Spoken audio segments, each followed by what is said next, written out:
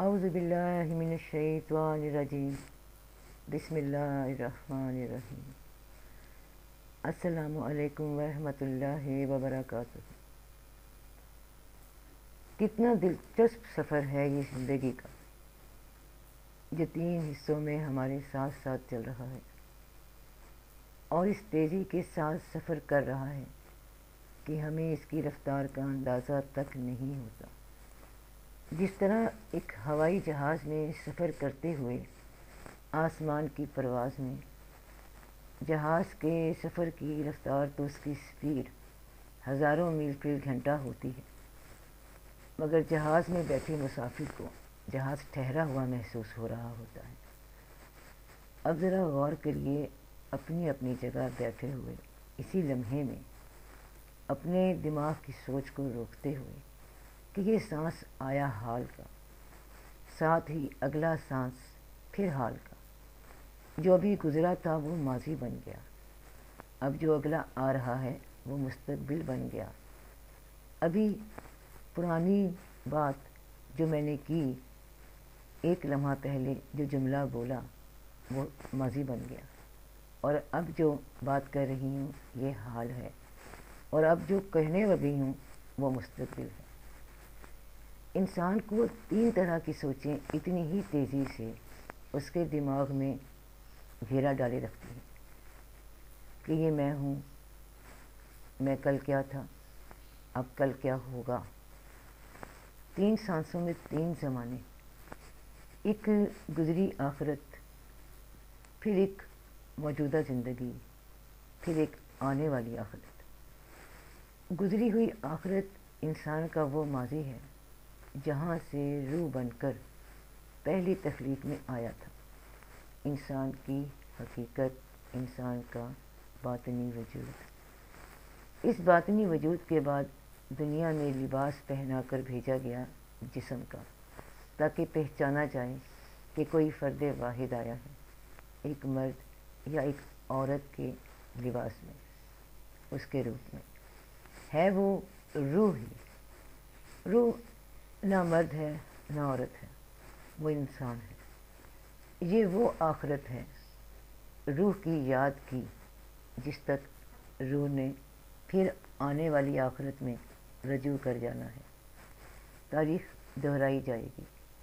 کن سے نکلا امر کن میں لوٹ جائے گا۔ یہ زمانوں اور یادداشت کا چکر، یہ احسن الخالقین سے اسفل سافلین تک کا سفر۔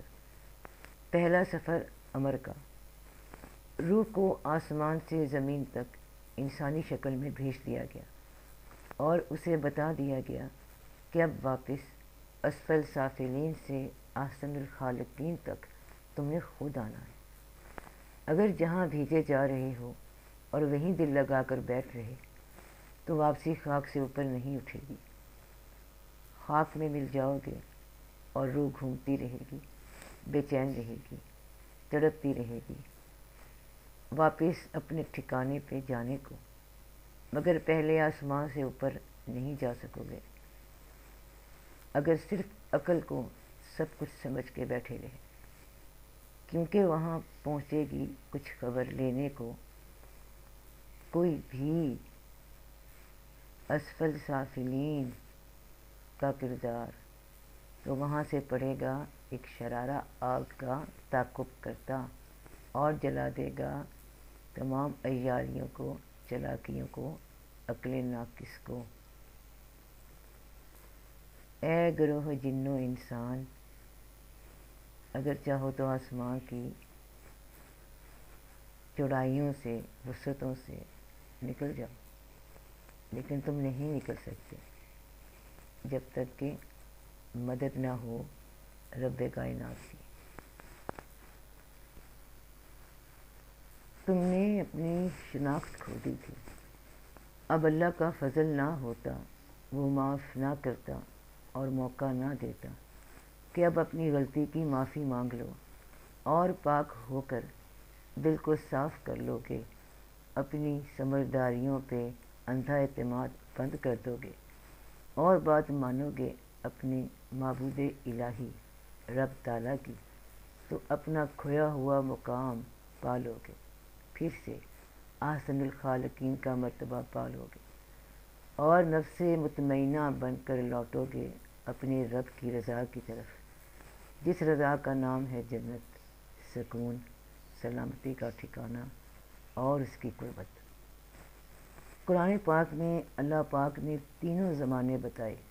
تمہاری سانس کے سفر کے، کیونکہ ہر انسان فطرت پہ پیدا ہوتا ہے، ایک جیسی بھوک، ایک جیسی پیاس، ایک جیسا ہنسنا، ایک جیسا رونا، ایک جیسی تکلیف، ایک جیسا دکھ اور ایک جیسا احساس لے کر دنیا میں آتا ہے، مگر پھر کہتا ہے کہ میں فلاں سے اچھا ہوں، میرا قبیلہ اس کے قبیلے سے بلند ہے، میری ذات اس کی ذات سے بہت اچھی ہے، میری ہستی اس کی ہستی سے اچھی ہے، انا خیر منہا، میں باقیوں سے اچھا ہوں، میرا ذہن باقیوں کی عقل کو مات دیتا ہے، جو میں سمجھتا ہوں وہ سب سے بہتر ہے، باقی لوگوں کے دماغ کام نہیں کرتے، میں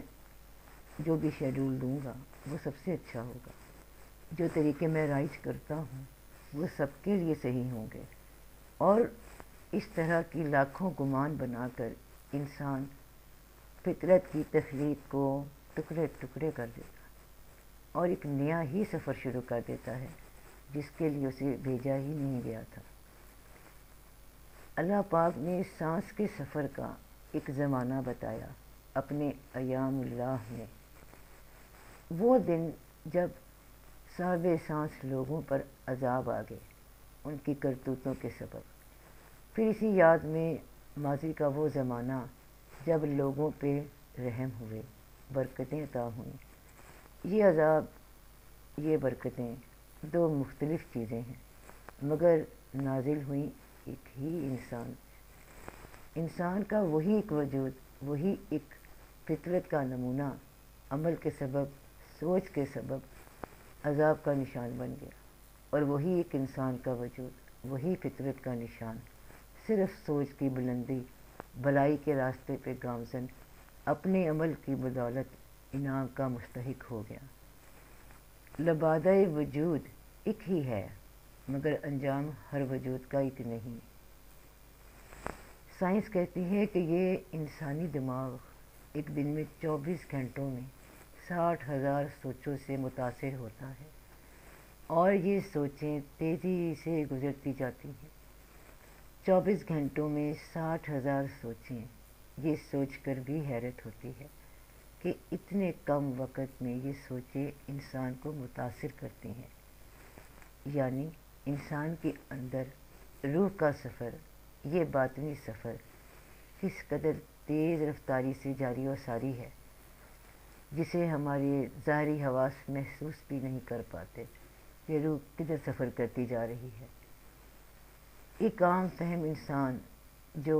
خیالات سے متاثر نہ ہو، اچھی بری سوچ پہ غور نہ کرے، اپنے ہر سانس پہ نظر نہ رکھے، تو زندگی میں صرف خطا پاتا ہے،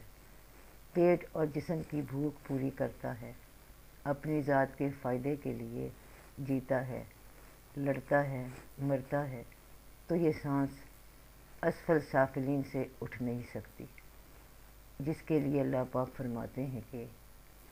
یہ لوگ چوپائے ہیں بلکہ ان سے بھی گئے گزرے۔ اور جو لوگ غور و خوض کرتے ہیں، ہر آنے والے لمحے سے آگاہ رہتے ہیں، جاتے ہوئے لمحوں سے سبق لیتے ہیں، عبرت لیتے ہیں، اور عبرت اور سبق وہی انسان لیتا ہے جس کو مستقبل نظر آ رہا ہوتا ہے، اور جسے نہ حال کی خبر نہ ماضی کا پتہ، وہ آنے والے ایام سے کیا حاصل کرے گا۔ ایسا ہوتا تو گزری قوموں پہ عذاب آتا ہی کیوں۔ چلو مان لیتے ہیں جب سب سے پہلی قوم کو عذاب آیا، جیسا کہ قرآن میں ہم نے قوم نوح کے بارے میں پڑھا، ان کے سامنے ہو سکتا ہے کہ پہلے کسی قوم کی تباہی نہ ہوئی ہو، مگر ان کے بعد جو قومیں تباہ ہوئی ہیں ان کے قریب ماضی زمانوں میں، جن کا ان کے وقت کے رسولوں نے نبیوں نے بتایا بھی، پھر بھی ان کی سوچوں کا رجحان نفس کی خواہشات سے ہٹ نہ سکا۔ اب موجودہ زمانہ دیکھ لیں اپنی آنکھوں کے سامنے، رب تعالیٰ کے وہ ایام اللہ، وہ بڑے دن جن میں قوموں کو عذاب آیا اور کن وجوہات سے آیا، صاف بتا دیا گیا ہے کہ یہی مستقبل خدا نخواستہ تمہارا نہ ہو جائے، اس لیے بچنا۔ اب اس کو اساطیر الاولین کہہ دیا جائے کہ اوہ جی یہ تو پرانے لوگوں کی کہانیاں ہیں جو کہ اللہ پاک بتا رہے ہیں، تو اللہ پاک کا کوئی کام ایسا نہیں جس کی اہمیت نہ ہو، کوئی لفظ قرآن کا ایسا نہیں جو اہم نہ ہو۔ یہ صاف مثالیں سامنے بتا دی گئی ہیں کہ ان سے سبق لو، عبرت لو اور اپنا حال درست کر لو۔ جس کا حال درست اس کا مستقبل درست۔ یاد رکھنا، انسان کا عمل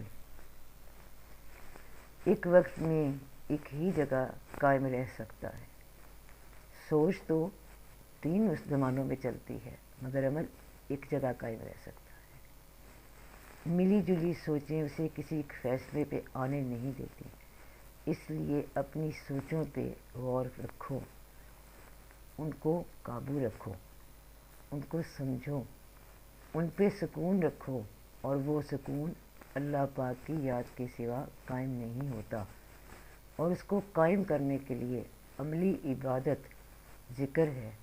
نماز ہے، اور نماز کے بعد نفلی کوشش مراقبہ ہے، گہری سوچ، ایک ہی سوچ، رب تعالیٰ کی طرف سوچ، اس کا ذکر، اس سے مدد۔ دل سکون میں آ جاتا ہے جب رجحان اللہ کی طرف لگ جاتا ہے۔ زندگی میں ہر عمل میں، پھر دنیا کے ہر کام میں اللہ کی طرف رجوع رہتا ہے۔ اللہ آسانیاں فرماتے ہیں اور اللہ کی مدد، اللہ کی رحمت بڑی تیزی سے اپنے ان بندوں کی طرف رجوع کرتی ہے جو اسے دل سے یاد کرتے ہیں۔ دل سے یاد کرنا یہی ہے کہ ہر سوچ کو، ان ہزاروں لاکھوں سوچوں کو ایک نقطے پہ لایا جا سکے، کیونکہ اللہ طاق ہے، وہ طاق کو پسند فرماتا ہے۔ اللہ کی یاد کا راستہ، رہنمائی اور مدد یہ قرآن ہے اور رسول اللہ صلی اللہ علیہ وسلم کی اطاعت ہے۔ جس وقت نظر درست ہو گئی، نیتوں کے رخ صحیح جانب گامزن ہو گئے، سوچ اتنا لمبا سفر کر کے کسی ایک سوچ پہ رک گئی، وہ سوچ اسفل ہوئی یا پھر احسن، اس پہ عمل پختہ ہو جاتا ہے۔ اللہ پاک ہم سب کو اپنے کھوئے ہوئے مقام پہ، جو کہ احسن خالقین کا ہے، جو کہ دنیا میں آ کر نفس مطمئنہ پر ٹھہر کر اللہ پاک کی جانب راضی ہو کر لوٹے گا، وہ عطا فرمائے۔ آمین ثم آمین، فی امان اللہ۔